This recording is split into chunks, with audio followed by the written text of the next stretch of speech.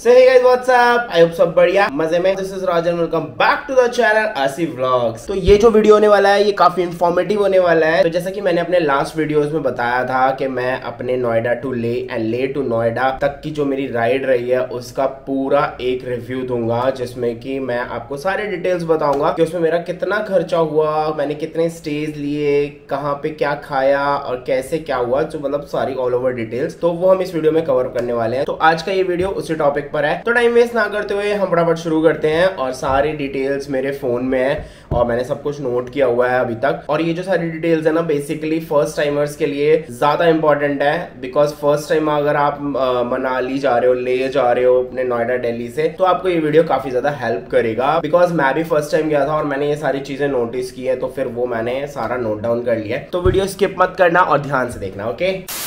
तो सबसे पहला जो पॉइंट आता है वो हमारा आता है फ्यूलिंग का।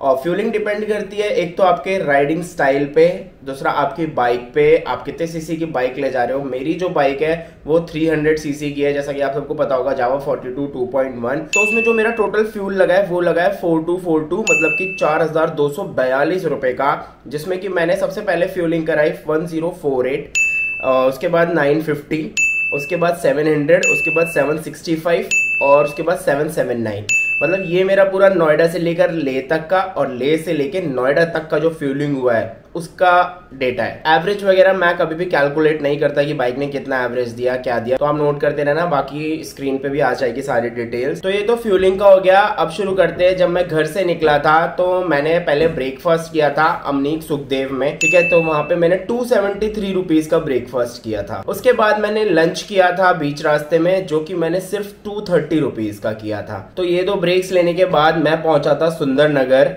और सुंदर नगर में मैंने स्टे लिया था। आप चाहो तो डायरेक्ट मनाली भी पहुंच सकते हो, लेकिन मैं बहुत ज्यादा थक गया था तो इसीलिए मैं सुंदर नगर में स्टे ले लिया। मैंने 1000 रुपीज का स्टे पड़ा था, ठीक है। उसके बाद मैंने जब वहां पर डिनर किया तो वो मैंने किया 310 रुपए का डिनर। उसके बाद जब मैं नेक्स्ट डे जब सुबह उठा तो मैंने ब्रेकफास्ट किया सुंदर नगर में ही 120 रुपए का। तो मेरा जो पहला स्टे था सुंदर नगर का, उसमें मेरे 1000 रुपए प्लस 310 रुपए प्लस 120 रुपए का खर्चा हुआ। उसके बाद मैं वहां से पहुंचा कसौल। तो कसौल पहुंच के मैंने लंच किया 275 रुपीज का, स्टे लिया उसके बाद मैंने 1000 रुपीज का। उसके बाद मैंने वहां पे बाहर निकला तो कुछ शॉपिंग करी 250 रुपए समथिंग की। उसके बाद मैंने स्नैक्स लिए अराउंड 220 रुपए के, खाए चलते फिरते जो भी आप खाते हो, लाइक मोमोज एंड ऑल। वहां पे पहाड़ में जा रहे हो तो ये सब तो मिलता ही है। और 240 रुपए का डिनर हो गया। दूसरा जो मेरा स्टे था वो कसौल का था, जिसमें कि मेरे 275 लगे, फिर 1000, फिर 250, फिर 220 एंड फिर 240, ठीक है।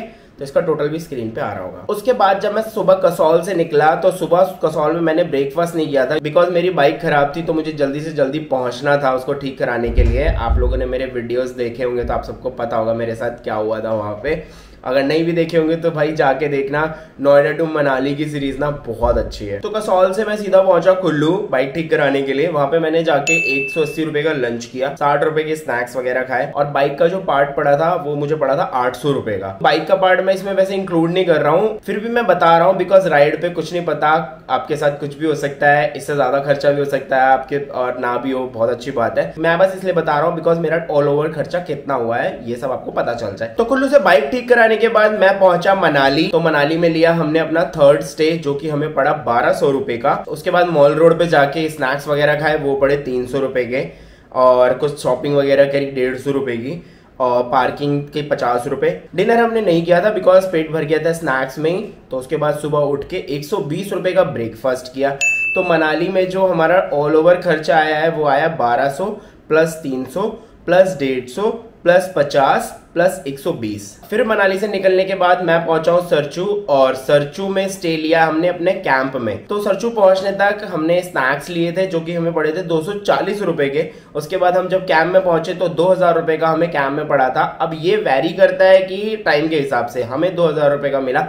जब आप जाओगे उस टाइम पर वो कितने का मिले कुछ नहीं पता, ठीक है। और वैसे भी अभी 25 सितंबर के बाद तो वहां पे कैंप्स होते भी नहीं है। मई 25 से और सितंबर 25 तक ही वहां पे कैंप लगते हैं। और कैंप में क्या होता है कि सब कुछ इंक्लूडेड होता है, आपको डिनर और ब्रेकफास्ट, लंच वहां पर नहीं मिलता है। तो जब हम लंच टाइम में पहुंचे थे तो हमने अपना थोड़ा बहुत खाया था, उसके बाद स्नैक्स वगैरह लेने चले गए थे, तो वो अराउंड 200 रुपए के पड़े थे। और वहाँ पे हमने ओल्ड मॉन्क भी ले ली थी एक, बड़ा हरामी हो बेटा। 330 रुपए की पड़ी थी। तो हमारा जो 4th स्टे था सरचू का, उसमें ऑल ओवर हमारा खर्चा आया 240 प्लस 2000 प्लस 330 प्लस 200। और उसके बाद नेक्स्ट डे मॉर्निंग में ब्रेकफास्ट किया कैंप में ही, और उसके बाद वहां से निकले और हम पहुंचे मनाली। तो मनाली पहुंच के फिर से हमने स्टे लिया, वो हमें पड़ा 1200 रुपए का। अब ये हमें 1200 रुपए का क्यों पड़ा, बिकॉज सैटरडे था। तो वीकेंड्स पे क्या होता है कि आपके जो होटल के प्राइसेस होते हैं ना, वो काफी हद तक बढ़ जाते हैं, हालांकि डबल भी हो जाते हैं एक तरीके से देखा जाए तो कोशिश हमेशा यही करो कि आप वीकडे में जाओ, क्योंकि आपका स्टे का जो खर्चा वो काफी हद तक बच जाएगा। ठीक है, तो हमने 1200 रुपए का स्टे लिया, उसके बाद स्नैक्स वगैरह खाए 130 रुपीज के। उसके बाद इवनिंग में मैं एक कैफे गया था, वहां पे मैंने अराउंड 893 रुपीज का कुछ खाया। फिर हमने डिनर किया 150 रुपए का। तो ऑल ओवर मनाली का जो हमारा 5वां स्टे था वो हमारा पड़ा 1200 प्लस 130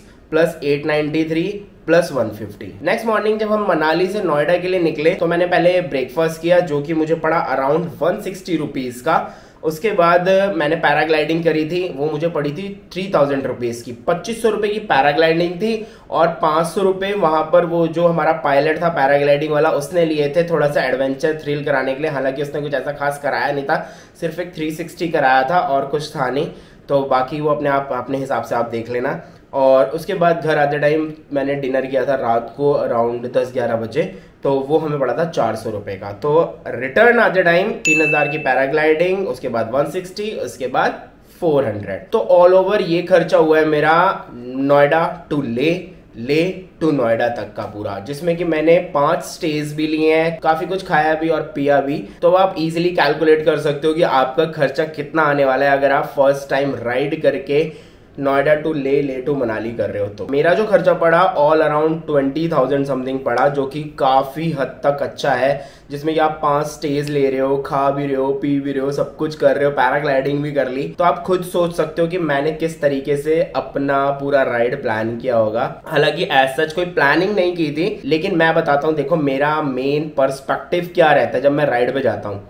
सबसे पहले फ्यूलिंग हो गई, वो तो मस्ट है, ठीक है। उसके बाद आपका स्टे हो गया। स्टे मैं कोशिश करता हूं कि ना हमेशा 1000 रुपए से अंदर का मिले, ठीक है। और कभी भी मैं स्टे लेता हूं ना, तो मैं मेन स्पॉट पे नहीं लेता। अगर मैं मनाली जा रहा हूं तो मैं मनाली में स्टे नहीं लूंगा, मनाली से 2-4 किलोमीटर पहले स्टे ले लूंगा, बिकॉज मेरे पास होती है बाइक। अगर मुझे घूमना है तो अपनी बाइक से निकल के मैं पूरे मनाली वगैरह कहीं भी घूम सकता हूँ। तो जब भी आप जा रहे हो तो मेन जगह पर अपना स्टे मत लो, उससे 2-4 किलोमीटर पहले ले लो, काफी सस्ता पड़ जाता है। दूसरी चीज आती है फूड। तो फूड में क्या होता है कि मैं ना काफी चीजें ना जब निकलता हूँ घर से तो मैं लेके जाता हूँ कि जाते टाइम मेरा ना उसी में काम चल जाता है। और अगर थोड़ा बहुत कुछ खाना भी होता है ना, तो मैं सबसे ज्यादा प्रेफर करता हूँ लोकल्स में, बिकॉज लोकल्स में आप कभी भी खाओगे ना, एक तो आपको काफी ऑथेंटिक चीजें मिलेंगी खाने को, जो कि मुझे काफी ज्यादा पसंद है, ठीक है। और दूसरी चीज रहती है कि सस्ता पड़ता है आपको बहुत ज्यादा। लोग वहां जाके क्या करते हैं कि बर्गर खा रहे हैं, पिज्जा खा रहे हैं। अरे यार, आपको अपने घर के पास भी ये सब चीजें मिल जाती है। अगर आप कहीं बाहर घूमने जा रहे हो तो वहां का लोकल फूड ट्राई करो ना। तो फूड में आप अपना लोकल फूड खाकर अच्छे से काम चला सकते हो और अपना बजट भी बचा सकते हो। तीसरी चीज और सबसे मेन चीज आती है व्हीकल, कि आप कौन सा व्हीकल ले जा रहे हो, उसकी कंडीशन कैसी है। तो जब भी आप अपनी राइड पे जा रहे हो, उससे पहले जो आपकी बाइक है उसको प्रॉपर मेंटेन करो, उसकी सर्विस वगैरह करा के रखो, सारी चीजें जनरल चेकअप करा लो, सब कुछ, चाहे आप लोकल से करा लो, चाहे शोरूम से करा लो, कहीं से भी करवा लो, लेकिन वो करवा के जाओ। और साथ में कुछ स्पेयर पार्ट्स भी लेके जाओ, जैसे कि आपका क्लच वायर हो गया, ब्रेक वायर हो गया, ब्रेक लीवर हो गया, क्लच लीवर हो गया, बिकॉज बाइकें गिरती है ना तो ये सब चीजें बहुत जल्दी टूट जाती हैं। और बेसिक में आपको चेन क्लीन, चेन ल्यूब रखना है, क्योंकि कोई भी आप लॉन्ग राइड कर रहे हो ना, लाइक 1000 किलोमीटर की या 2000 किलोमीटर की, तो आपको चेन क्लीन, चेन ल्यूब 2 से 3 बार करना ही पड़ेगा, ठीक है। और जैसे कि मैंने राइड की थी अपने प्लेन के साथ की थी, तो अगर आप प्लेन के साथ राइड करने में कंफर्टेबल हो विद लगेज, तो फिर बहुत ही वेल एंड गुड है ये बात, क्योंकि आप अपना खर्चा डिवाइड कर सकते हो उस चीज में।